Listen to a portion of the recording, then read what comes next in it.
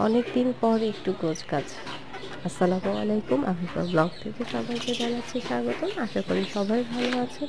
আলহামদুলিল্লাহ, আমরাও ভালো আছি।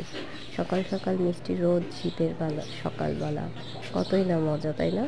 হ্যাঁ, মজায় মজায় একটু কাজ করতে চলে গিয়েছিলাম বারান্দায়। কিছু ক্লিননেসের কাজ করেছি, একটু গাছগুলো এলোমেলো করে ওলটপালট করে জায়গা চেঞ্জ করে রেখেছি যাতে একটু ডিফারেন্ট লাগে।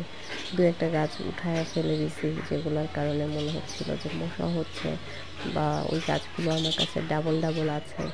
এই আর কি, যেই গাছগুলো আমার কাছে ডাবল আছে সেই গাছগুলোকে একটু কাটিং করে দিয়েছি, এই আর কি। বা কিছু গাছ ফেলে দিয়েছি, অন্য কাউকে দিয়ে দিয়েছি, এরকমটা। তো আমার বারান্দাটা আপনাদের কার কাছে কেমন লাগে অবশ্যই জানাবেন। লাইক, কমেন্ট এবং সাবস্ক্রাইব করতে আমার চ্যানেলটা ভুলবেন না। আর আপনারা আমার কাছে কেমন ধরনের ব্লগ দেখতে চান সেটাও অবশ্যই জানাবেন।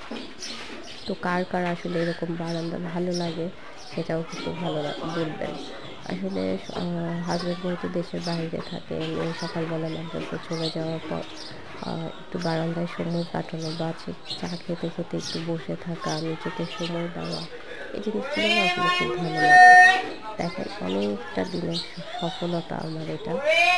স্নেক প্ল্যান্ট বলে যেটাকে, এটা কাটিং করে লাগাইছিলাম অনেকগুলা। সবগুলো গাছ কাটিং নাই হয়ে গেছে, আসলে নষ্ট হয়ে গেছে। অবশেষে একটা কাটিং ছিল, সেখান থেকে দুইটা গাছ বের হচ্ছে, একটু একটু করে দেখা যাচ্ছে আর কি। ক্যামেরাতে কতটা বোঝা যাচ্ছে সেটা বলতে পারতেছি না, আপনারা ঠিক মতো বুঝতে পারবেন কি না জানি না। আর ওদিকে অপরাজিতা গাছে মাশাল্লাহ মাশাল্লাহ, আমার ইদানিং খুব ভালো ফুল আসছে। তো এই ছিল আজকের বারান্দা ব্লগ। কার কাছে কেমন লাগলো জানাতে ভুলবেন না। আল্লাহ হাফেজ, আসসালামু আলাইকুম।